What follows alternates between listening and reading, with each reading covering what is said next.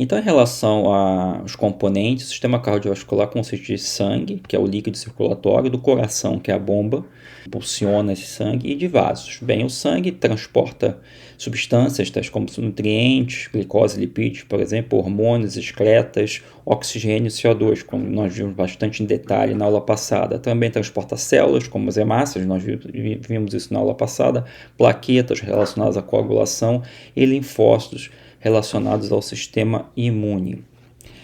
O coração, que é o órgão bombeador, tá? Ele é um órgão que tem aproximadamente 100 mil contrações por dia, bombeia de 5 a 6 litros de sangue por minuto. É um órgão que possui uma ritmicidade natural, endógena, que a gente vai ver como que isso acontece, que ela é modulada por hormônios e pelo sistema nervoso autônomo, mas a ritmicidade é natural. E o coração é formado nosso coração é formado por 4 câmaras completamente subdivididas. Em relação aos vasos sanguíneos, eles podem ser chamados de artérias e veias, né? Todo o sangue que sai do coração, por definição, sai através de artérias, e todo o sangue que retorna ao coração, por definição, ele retorna através de veias. Voltando ao coração, como eu falei, é um órgão formado por 4 câmaras completamente subdivididas. Dessas 4 câmaras, duas são chamadas átrios, átrio direito e átrio esquerdo, e 2 são chamados ventrículos, o ventrículo direito e o ventrículo esquerdo. O sangue entra no coração pelos átrios, o átrio direito vai receber o sangue vindo dos tecidos sistêmicos, e por sua vez o átrio esquerdo recebe o sangue vindo dos pulmões, ou seja, sangue oxigenado. O ventrículo direito, por sua vez, então, vai bombear o sangue para os pulmões, para que ele seja oxigenado, e o ventrículo esquerdo, por sua vez, vai bombear o sangue já oxigenado pelos pulmões para os tecidos sistêmicos.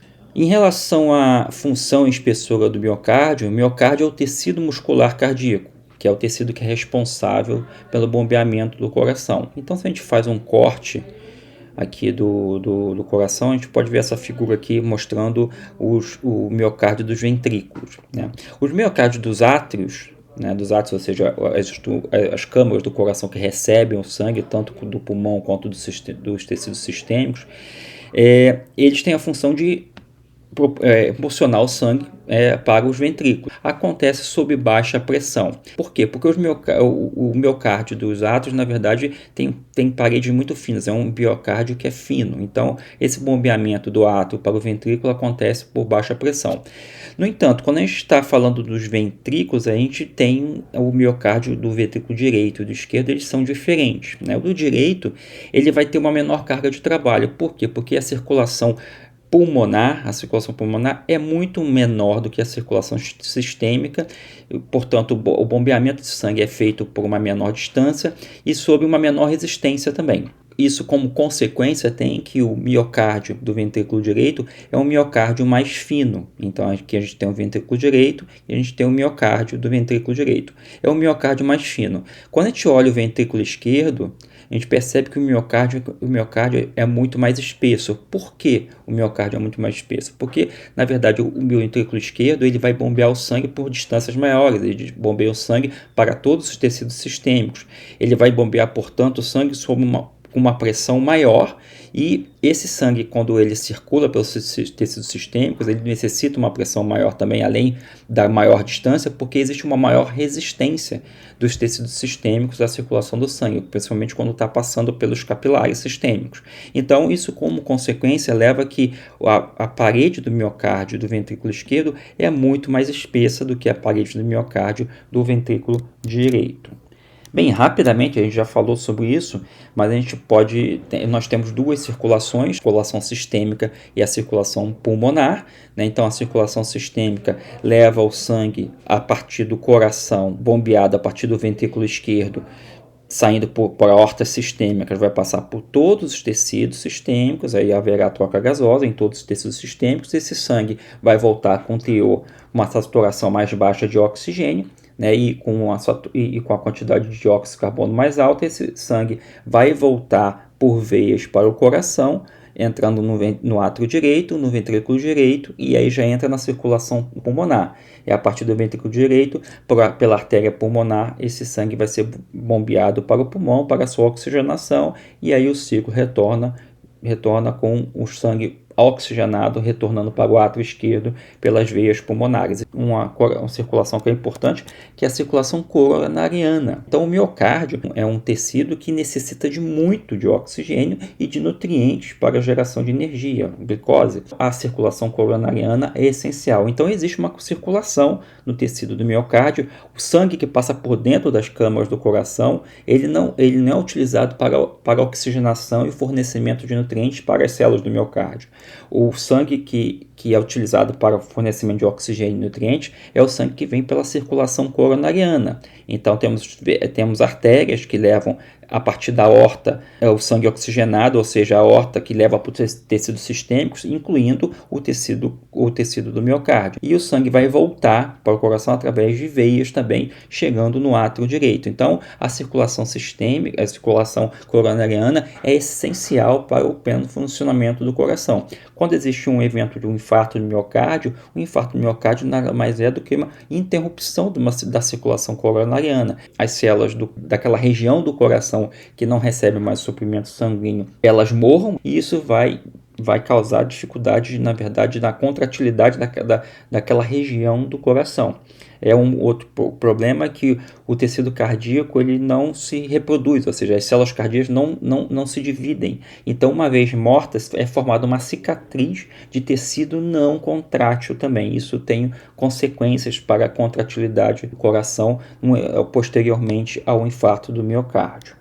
O tecido muscular cardíaco, ele é similar ao tecido muscular esquelético, no sentido as fibras musculares, né? Então, existem pequenas diferenças no tamanho somente, mas o arranjo tanto das moléculas de actina e miosina nas fibras das fibras musculares é muito similar. É que a estrutura as estruturas que promovem a contração do músculo, tanto do músculo esquelético quanto do músculo cardíaco, elas são similares, não tem diferença. A diferença acontece no tamanho das fibras. E uma outra diferença que acontece, que é muito importante, é que as fibras musculares cardíacas, algumas dessas fibras musculares cardíacas, elas produzem um ritmo de contração, ou seja, o ritmo cardíaco é produzido endogenamente. São fibras que são chamadas autorrítmicas, ou seja, a frequência de batimentos cardíacos é determinada por células modificadas, fibras cardíacas modificadas que estão presentes no próprio coração. É elas que ditam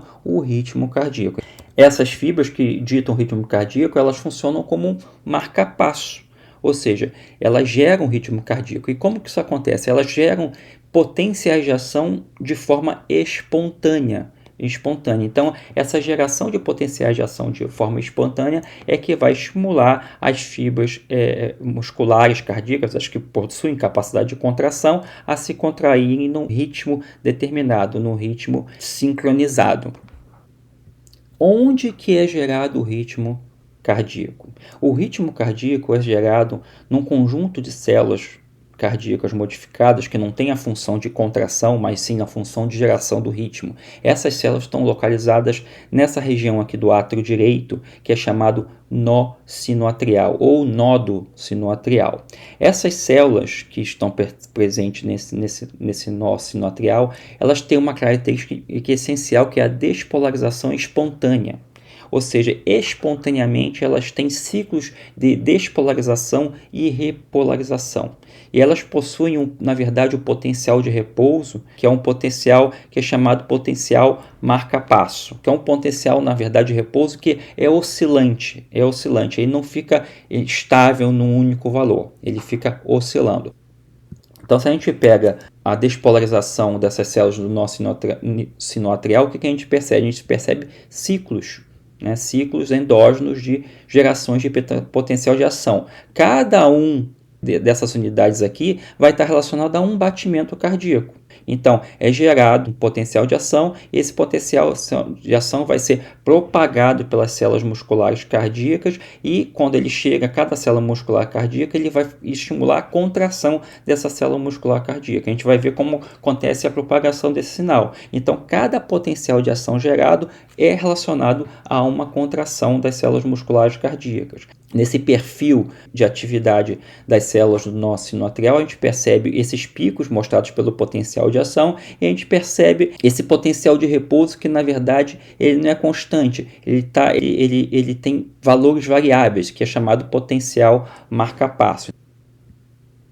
Então, mostrado aqui nessa figura, a geração do potencial de ação e do potencial marca-passo está relacionada a alterações na permeabilidade dessas células do nosso sinoatrial, tanto ao potássio, ao sódio e ao cálcio. Então, alterações na permeabilidade dessa célula a esses 3 íons que vão levar a esse perfil de atividade, esse perfil de alteração do potencial de membrana das células do nó sinoatrial. Bem, o ritmo é gerado pelas células do nó sinoatrial. Então, essas células que geram ritmo, elas vão estimular as células contráteis do coração. Daqui a pouco a gente vai falar como que esse estímulo é passado de uma célula para outra. Tá? Mas esse potencial de ação que é gerado, cada pico daquele que a gente viu anteriormente, cada pico aqui do potencial da ação vai estar relacionado com uma contração cardíaca. Então, esse potencial de ação que é gerado pelas células do nosso sinoatrial vai ser conduzido para as células cardíacas que têm propriedades contráteis. E as células cardíacas que têm propriedades contráteis, elas vão também desenvolver um potencial de ação que vai levar à contração dessa célula cardíaca. A contração de um músculo, tanto o músculo esquelético como o músculo cardíaco, ela é dependente da entrada de cálcio dentro da célula. E quando existe a entrada de cálcio, que está representada principalmente nesse platô aqui do potencial de ação, o que vai acontecer? A contração do músculo. De cara, a gente vê que a alteração do potencial de membrana nessa célula muscular cardíaca tem um perfil que é bem diferente do potencial de ação típico, que é um pico, né, mais fino e ele repolariza rapidamente. A alteração do potencial de membrana de uma célula muscular cardíaca, ela vai ter uma subida alta, uma despolarização rápida, depois haverá um platô e depois haverá uma repolarização mais rápida também. Essas alterações que acontecem no potencial de membrana vão estar relacionadas também a alterações da permeabilidade ao íon sódio, alteração da permeabilidade ao íon cálcio e alteração da permeabilidade ao íon potássio.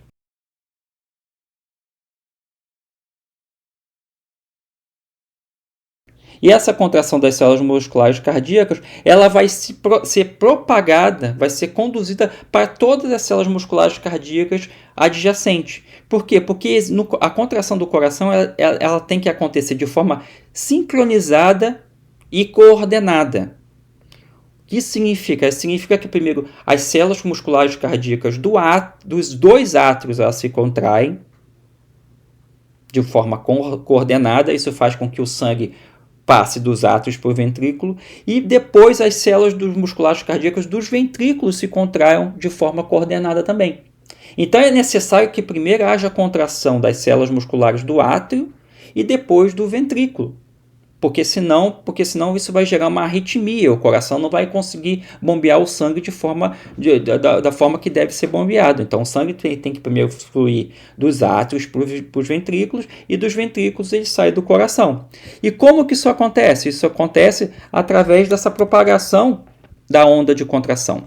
Primeiro, o ritmo é gerado aqui no nó sinoatrial, nas células do nó sinoatrial. O ritmo que é gerado aqui, ele vai ser propagado no primeiro momento por essas vias, que são chamadas vias internodais. Ou seja, são feixes de comunicação que existem entre essas células do nó sinoatrial com as células musculares cardíacas que estão adjacentes, presentes aqui no átrio. Então, o nó sinoatrial vai se despolarizar e a despolarização se espalha rapidamente através dessa via internodal. Quando ela se espalha através da via internodal, ela vai depois, como o próximo passo, se espalhar do átrio direito para o átrio esquerdo. Então, haverá a propagação do átrio direito para o átrio esquerdo. Quando existe essa propagação, o sinal também já atingiu um outro local, que é chamado o nodo atrioventricular. Quando o potencial de ação chega no nodo atrioventricular, ele vai se espalhar através do coração, através de um outro feixe, que é chamado o feixe atrioventricular, ou também chamado feixe de His. Ou seja, são vias de condução do potencial de ação.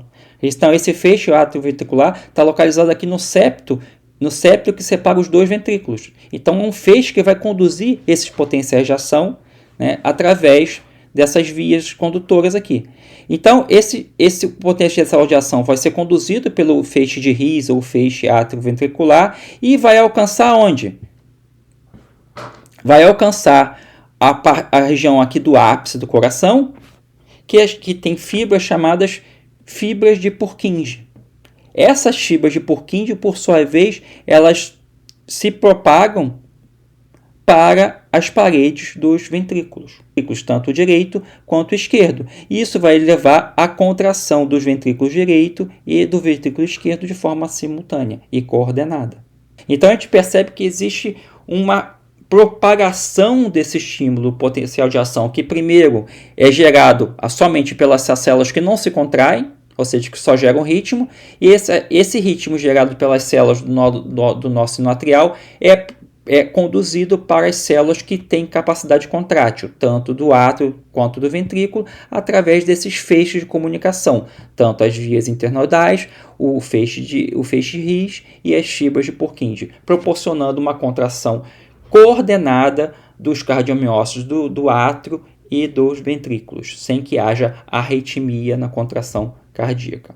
Então aqui a gente vê essas ondas de contração observada pelos perfis do potencial de membrana, tanto das células do nosso sinoatrial, aquelas que produzem o ritmo, e aqui essa onda de contração começa no nosso sinoatrial, passa para as células do átrio, os cardiomiócitos do átrio, passa para o nó atrioventricular, é conduzido pelo feixe de His, que esse potencial de ação é conduzido pelas células do feixe de His até chegarem aos cardiomiócitos ventriculares. Então perceba que existe uma onda de propagação desse potencial de ação desde o nó sinoatrial até os cardiomiócitos dos ventrículos. E isso faz com que haja uma contração coordenada do coração, tanto das células do átrio e do ventrículo.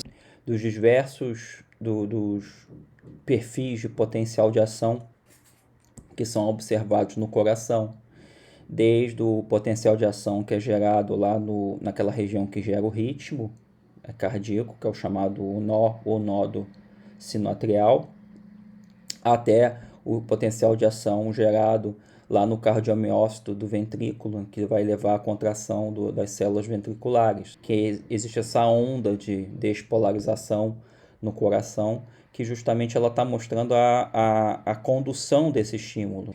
É uma maneira de se estudar essa dinâmica, né, dessas ondas de contração, é quando se faz um eletrocardiograma. Um eletrocardiograma, ele resume alguma dessas ondas. Então aqui a gente vê um exemplo de um segmento, de uma porção de eletrocardiograma, mas o eletrocardiograma ele mostra uma série de ondas. Essas ondas que são observadas no eletrocardiograma, elas estão relacionadas a essas ondas de potenciais de ação, né, esses perfis de potenciais de ação que eu discuti com vocês. Então aqui tem um exemplo de um corte de um eletrocardiograma. A folha do eletrocardiograma ela é subdividida em quadradinhos, né, em quadrados, né, ela é quadriculada. No eixo horizontal, a escala é de tempo. Cada quadrado grande desse aqui, ele dura 0,2 segundos, ou seja, um quinto de um segundo. E então vai ter subdivisões proporcionais de 0,04 segundos, então cada um desses quadrados horizontais. E no eixo vertical é uma medida em milivolts, é 0,1 milivolts em cada quadrado pequeno. Qualquer eletrocardiograma ele vai ser composto por esses três componentes, vai ter esses três componentes básicos, né? Esses três componentes básicos, que é o primeiro essa onda P, essa onda P. O segundo componente é esse complexo QRS. E o terceiro componente é essa onda chamada onda T.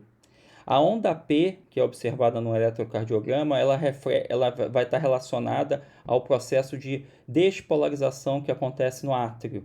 Já esse complexo QRS, ele vai estar refletindo a despolarização que acontece no ventrículo, que vai levar posteriormente à contração ventricular, que está mostrado aqui, que ocorreria durante todo esse intervalo de tempo.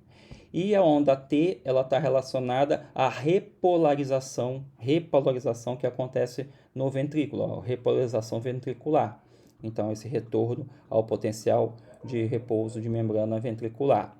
No caso aqui do átrio, a repolarização do átrio no eletrocardiograma, ela fica escondida aqui dentro desse complexo QRS, que está relacionada à despolarização do ventrículo. Então, esses são os componentes que são observados naquelas linhas do eletrocardiograma. Todo eletrocardiograma normal tem que ter uma onda P, um complexo QRS e uma onda T, né? Então, uma das análises que são feitas no eletrocardiograma é se esses três componentes, né? Quem vai analisar o eletrocardiograma, se esses três componentes estão presentes. Se algum desses componentes não está presente, alguma coisa errada está acontecendo no coração. Um outro ponto que no eletrocardiograma pode ser analisado também são alguns intervalos ou segmentos também. Então, aqui a gente tem esse intervalo PQ, ou seja, esse intervalo que vai desde aqui do início da onda P até o final da onda P, após esse segmento reto que existe aqui. Tá? Que também eu já vi na literatura chamado intervalo PR, tá? Então vocês podem ver PQ ou PR. No livro que eu indico para vocês é chamado de PQ. Esse intervalo, na verdade, ele está mostrando no órgão, ele vai mostrar no órgão qual o tempo necessário para o potencial de ação que é gerado, aquele potencial de ação que é gerado nas células de ritmo do coração, lá do nosso sino atrial. Então, o tempo necessário para esse potencial de ação se propagar até aqui o nosso átrio ventricular, e o átrio ventricular, depois de um pequeno retardo, ele começar a propagar novamente o potencial de ação através do feixe de His.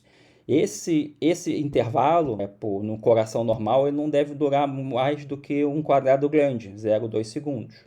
Né? Então, qualquer problema que aconteça, ou, por exemplo, um intervalo PQ muito longo, né, vai ser interpretado lá pelo cardiologista como sendo, por exemplo, um problema na condução desse estímulo. Então, está havendo algum problema na condução do potencial de ação do nó sinoatrial até o nó atrioventricular. Algum problema está acontecendo de condução. Um outro componente importante na análise do eletrocardiograma é justamente o tempo que demora de ocorrência desse complexo QRS, que está relacionado à despolarização ventricular.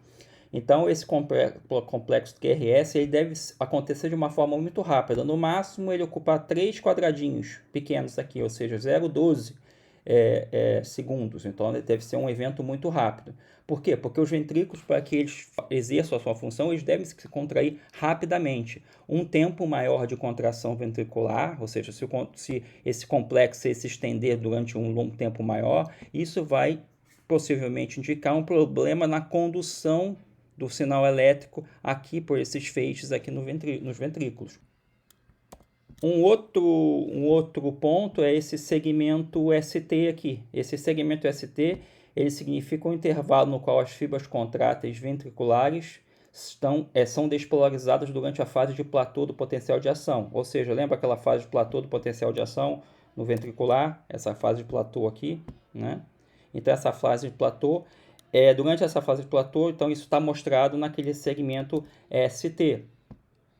E esse segmento ST aqui no eletrocardiograma, ele deve ter um perfil chamado isoelétrico, ele deve estar na escala 0 aqui em milivolts, ele não deve estar acima nem abaixo. Por exemplo, se tiver um valor acima, isso pode ser interpretado que a pessoa está tendo um infarto.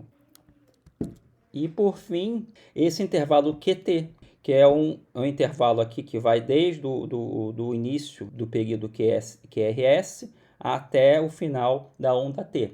Então, esse intervalo ele significa o início da despolarização ventricular, né, o início da despolarização ventricular até o fim da repolarização ventricular. Então, pega todo o evento de despolarização, que é o que está no perfil QRS, e todo o evento de repolarização ventricular, né, ou seja, o tempo de toda a contração e relaxamento ventricular. Eu só fui procurar por curiosidade, rapidamente eu achei, e isso está em muita discussão, mas um dos problemas da cloroquina, né, e aqui eu achei um trabalho de 2003, ou seja, muito antes de toda essa confusão de pandemia, de Bolsonaro, muito antes de tudo isso, um trabalho de 2003 mostrando justamente o prolongamento do intervalo QT no eletrocardiograma em pacientes reumáticos usando antimalaicos. E um desses antimaláicos era justamente a cloroquina. Então a cloroquina, a sua administração de cloroquina, ela deve ser feita, mesmo com pessoas que estão, que estão com malária, com pessoas que é para a doença indicada para o uso da cloroquina, deve ser feita com acompanhamento médico, porque ela tem a tendência de aumentar esse intervalo QT. Isso já é documentado na medicina há muito tempo. Então, eu trouxe um trabalho de 2003 para vocês.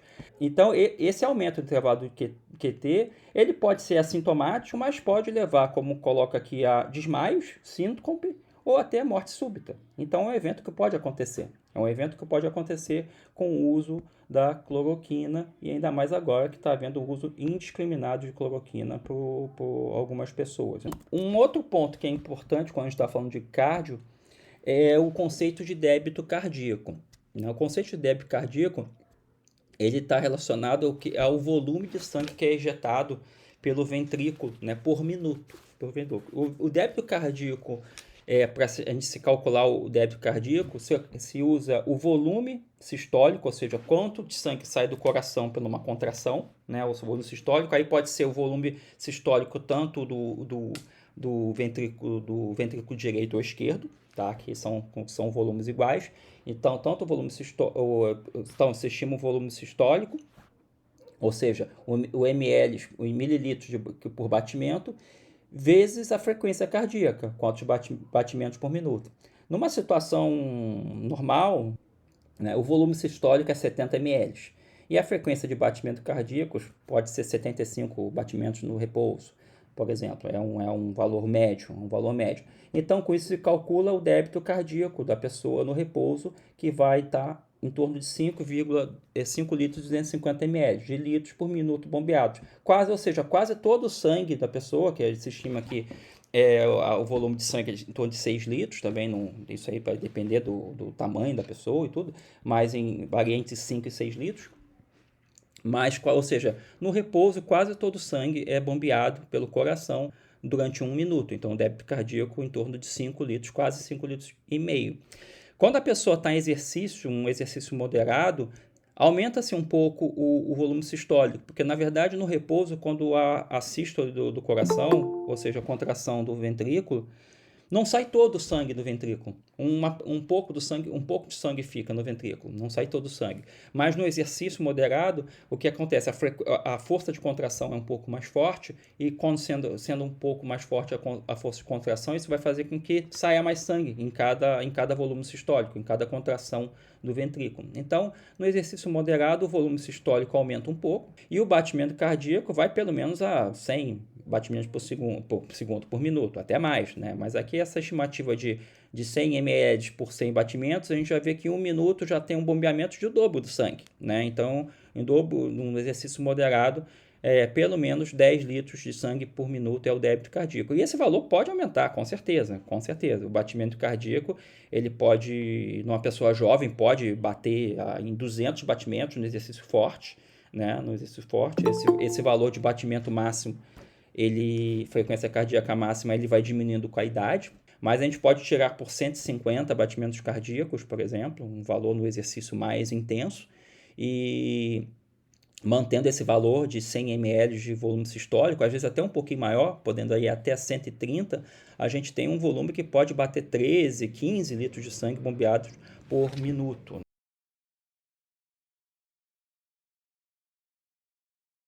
E a frequência cardíaca, por sua vez, ela é controlada. Um dos controles da frequência cardíaca, ela é feita por Por dois mecanismos. Existe um mecanismo que ocorre simultaneamente. O primeiro mecanismo está relacionado aos centros encefálicos superiores, do córtex cerebral, sistema límbico e hipotálamo.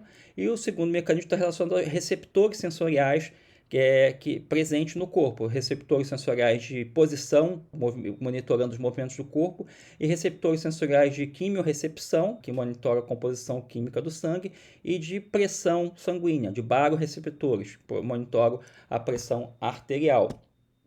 Então, é normal, por exemplo, se você qualquer um está se preparando para fazer um exercício, antes de fazer o exercício, haver um aumento antecipatório da frequência cardíaca. E nesse momento que você está se preparando para fazer o exercício, né, já de forma antecipatória, o sistema nervoso já aumenta a sua frequência cardíaca. Isso seria por esses centros cerebrais superiores. Está relacionado também ao sistema límbico, a emoções, né? Então, qualquer emoção tem um efeito na frequência cardíaca. O centro cardiovascular está localizado no tronco encefálico, numa região do bulbo. O controle da frequência cardíaca é um controle autônomo. A gente pode até exercer algum mecanismo consciente que, como consequência, vai levar um controle autônomo da frequência cardíaca. Então, fazer meditação, por exemplo, ou prende a sua respiração. Então, você está fazendo alguma coisa de forma consciente que vai ter uma consequência na frequência cardíaca, mas nenhum de nós é impossível, vou diminuir minha frequência cardíaca agora, de forma voluntária, a gente não consegue. Vou falar aqui desse reflexo, que é chamado reflexo baroreceptor. Como que esse reflexo acontece? Esse reflexo é controlado, de novo, pelo sistema nervoso autônomo, tanto pela porção simpática do sistema nervoso autônomo, quanto pela divisão parasimpática. A gente vê que existem neurônios pré-ganglionares saindo aqui tanto da divisão parasimpática quanto da divisão simpática e inervando o coração. E a gente vê que já está dando a colinha aqui na figura, que uma ação da divisão, preponderantemente da divisão simpática, vai acelerar os batimentos cardíacos, e uma ação, principalmente parasimpática, ela vai diminuir os batimentos cardíacos. Né? Então, como que isso acontece? No seio bem próximo do coração, nessa região chamada seio carótido, e aqui nessa região da aorta, ou seja, o sangue sai do coração pela aorta, né, para a distribuição para os tecidos sistêmicos. Então, nessa região aqui, que é chamado arco da aorta, e nessa região aqui da carótida, tem uma região chamada seio, tem regiões chamadas seios, que tem essas células mecanoreceptoras que percebem estímulos mecânicos. Na verdade, estão percebendo um estímulo de pressão. Então, esse aqui é o chamado reflexo baroreceptor, ou seja, o reflexo está associado à pressão, que vai ajudar o quê? A regular a pressão arterial. Se esses baroreceptores, tanto do arco da aorta quanto do seio carótido, eles começam a perceber uma diminuição da pressão arterial, essa informação de diminuição da pressão arterial, ela vai ser percebida por essas células, por esses neurônios mecanoreceptores, são células sensoriais, e ela vai ser conduzida para o centro cardiovascular, que se localiza lá no bulbo. Então, essa aferência sensorial mecanoreceptora em relação à pressão, então, nesse caso que eu estou dando exemplo aqui, uma diminuição da pressão arterial, vai chegar no bulbo. Opa, chegou uma informação aqui que houve uma diminuição da pressão arterial. A resposta que vai ser gerada vai ser o quê? Vai ser o estímulo desse neurônio pré-ganglionar da divisão simpática. Esse neurônio pré-ganglionar da divisão simpática, que vai sair de um nível torácico, lembra que eu mostrei aqui, divisão simpática, né, controlando o coração, saindo do nível torácico, da medula. Essa informação chega nesse neurônio pré-ganglionar da divisão simpática, que por sua vez vai fazer uma sinapse aqui num gânglio do tronco simpático, e o neurônio pós-ganglionar, que é um neurônio que secreta noradrenalina, né, noradrenalina e epinefrina. Esse neurônio pré-ganglionar, ele vai fazer sinapse em regiões aqui do nó sinoatrial, ou seja, lembra aquela região do coração que gera o ritmo cardíaco, e vai fazer sinapse também aqui no miocárdio ventricular. E como consequência disso, como resposta dessa diminuição da pressão arterial, esse estímulo simpático, ele vai fazer com que aumente a frequência cardíaca, ou seja, esse estímulo que chega no nosso sino atrial, lembra que eu falei na aula passada que as células do nosso sino atrial, elas geram endogenamente o ritmo cardíaco, mas esse ritmo cardíaco pode ser modulado por estímulo externo.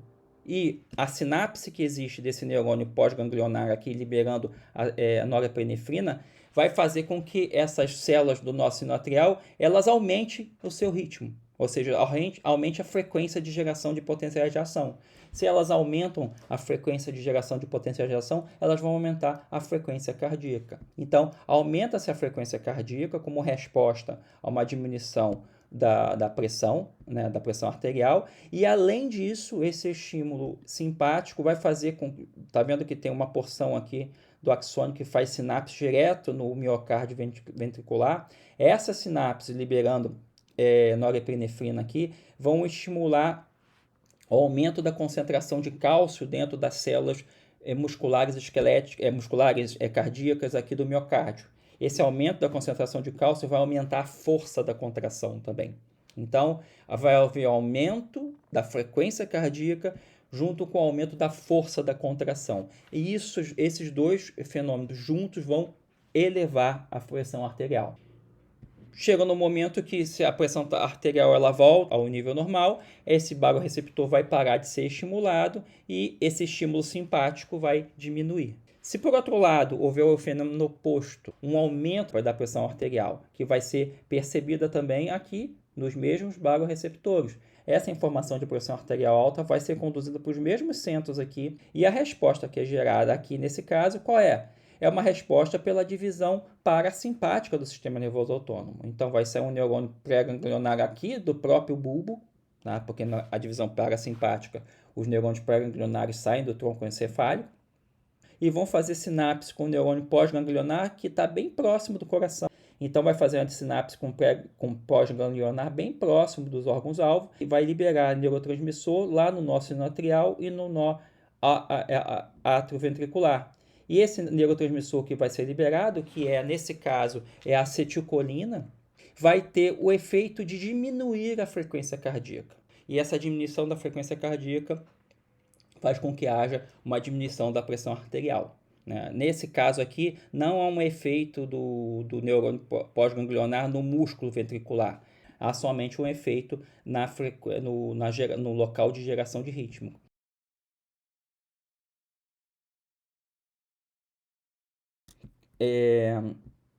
Um outro ponto que, na verdade, está muito relacionado, eu falei, fazer o exercício, aumentar a frequência cardíaca, na antecipatória, na verdade, a frequência respiratória. Né? Então, a frequência respiratória também, o controle da frequência respiratória também é feito por estruturas no tronco encefálico. Então, a gente também não tem um controle consciente da frequência respiratória. Claro, a gente pode fazer uma respiração forçada, ficar em apneia, segurar a respiração, mas de uma natural, a nossa frequência respiratória é controlada de forma autônoma.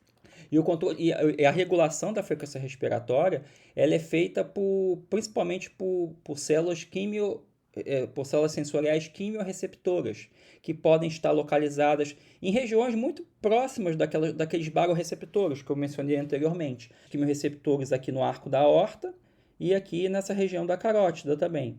Então, nesse caso aqui, são células sensoriais que estão percebendo substâncias químicas. E uma dessas substâncias químicas no sangue que são percebidas é a pressão parcial de oxigênio, a quantidade de oxigênio que está circulando.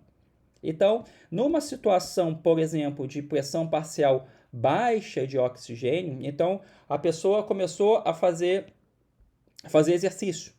Quando ela começa a fazer exercício, o que vai acontecer? Vai aumentar o consumo de oxigênio pelos tecidos musculares, e esse aumento do consumo de oxigênio nos tecidos musculares vai fazer com que o sangue diminua a sua saturação de oxigênio, porque o músculo está consumindo muito oxigênio. Essa pressão parcial de oxigênio baixa vai ser percebida aqui nessas regiões, tanto do arco aórtico quanto na carótida, uma diminuição na pressão parcial de oxigênio. Essa diminuição da pressão parcial de oxigênio vai estimular essa célula sensorial, esse quimiorreceptor, vai gerar uma cascata de reações aqui, e esse quimiorreceptor, como consequência, ele vai se despolarizar e ele vai liberar neurotransmissores e gerar potenciais de ação que vão ser conduzidos para onde? Para os centros lá no bulbo que controlam a ventilação, controla a frequência respiratória.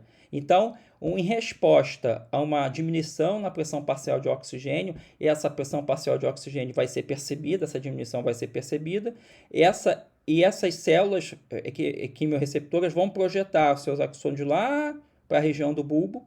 Tá mostrando aqui ó, a projeção do axônio dessas células quimiorreceptoras, e lá no bulbo, esses potenciais de ação que chegam lá vão atuar numa região que é chamada centro respiratório e vai fazer com que se aumente a frequência de ventilação, ou seja, a gente vai aumentar a frequência de inspirações e expirações. Aqui está mostrando aqui a região do bulbo, tá? As regiões do bulbo que fazem um controle da frequência respiratória. De novo, é um controle autônomo, né? Um controle autônomo, não é um controle voluntário da frequência respiratória. O segundo tipo de controle da frequência respiratória são através dos quimiorreceptores centrais. Aqueles são que eu falei, são os quimiorreceptores periféricos, mas existem os quimiorreceptores centrais que estão localizados ali mesmo no bulbo. Aqui, ó, quimiorreceptores bulbares monitoram um composto químico. Só que o que eles monitoram, curiosamente, não é o oxigênio. O que eles monitoram é o dióxido de carbono. Pode haver dois fenômenos, uma pressão parcial de oxigênio baixa e uma pressão parcial de dióxido de carbono alta também. Isso mesmo relacionado a uma situação de exercício, por exemplo. E esse aumento da pressão parcial de dióxido de carbono do sangue, na verdade, isso é bem interessante, o nosso reflexo respiratório que nós temos, ele é dado pelo aumento da pressão parcial de dióxido de carbono no sangue. Então, é impossível qualquer pessoa tentar o suicídio fazendo assim. É impossível. Porque a não ser que se a gente tiver algum controle voluntário da nossa mão que está prendendo o nariz ou da coisa que está prendendo a nossa respiração, a gente vai tentar respirar, porque é um reflexo respiratório. Por que as pessoas morrem afogadas dentro d'água? Porque elas sabem que não podem respirar, mas elas têm um reflexo respiratório. Então, toda pessoa que morre afogada morre com o pulmão cheio d'água, porque ela tenta respirar, mesmo sabendo que não vai conseguir. Por quê? O reflexo respiratório aconteceu. Esse reflexo respiratório acontece quando existe um aumento na pressão parcial de oxigênio. Quando chega a níveis altíssimos pressão parcial de dióxido de carbono. Quando chega a níveis altíssimos da pressão parcial de dióxido de carbono no sangue, a pessoa começa a respirar de qualquer forma. Mas não precisa ter um aumento tão grande. Quando há um ligeiro aumento, isso já é o suficiente para ter um efeito na ventilação também, ou seja, no aumento da frequência ventilatória, ou seja, no aumento da frequência respiratória. Como que isso acontece? O sangue que tá irrigando essa região aqui, essa região que tem os quimiorreceptores centrais, ele está chegando com uma pressão parcial mais alta. E se tem muito dióxido de carbono, vai ter muito próton também, porque lembra daquela reação que acontece com a água e formando próton e o bicarbonato. Mas só que, no caso, por causa da barreira que existe entre os capilares sanguíneos e os tecidos nervosos, que é chamada barreira hematoencefálica, o que vai passar? Vai passar somente o dióxido de carbono, não vai passar o próton. Mas passando esse dióxido de carbono, o que vai acontecer? Ele vai reagir com a água e vai formar próton. E esse próton que é formado, junto com o dióxido de carbono, vai estimular o quimiorreceptor central. Esse quimiorreceptor central estimulado devido ao aumento de dióxido de carbono na circulação vai se comunicar com os centros respiratórios e vai levar ao aumento da ventilação. Então, são dois fatores que podem levar ao aumento da ventilação. Uma diminuição da quantidade de oxigênio no sangue e um aumento da quantidade de dióxido de carbono no sangue também. Então, são os dois fatores que podem levar à ventilação.